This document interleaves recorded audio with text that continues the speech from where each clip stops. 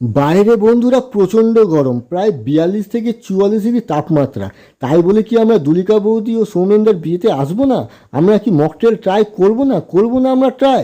যেখানে ছিল হচ্ছে ব্লুবেরির মতো মকটেল, যেখানে ছিল হচ্ছে আমপানার মকটেল ছিল লেমন ফ্লেভার, আমরা কি ট্রাই করবো না বিভিন্ন রকমের আইসক্রিম ট্রাই করবো না আমরা?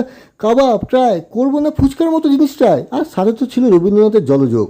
আর এত কিছুর মধ্যে আমরা ভুলেই গেছি যাদের জন্য এখানে আসা তাদেরই করা হয়নি ভিডিও। যাই হোক, রাতের ডিনারে বসে পড়ি। কাঁসার থালা চলে এলো। এরপরে হচ্ছে মেনু কার্ড, জলের বোতল, ফিশ বাটার ফ্রাই, তারপরে স্যালাড, তারপরে সাদা ভাত, তারপরে দই কাতলা।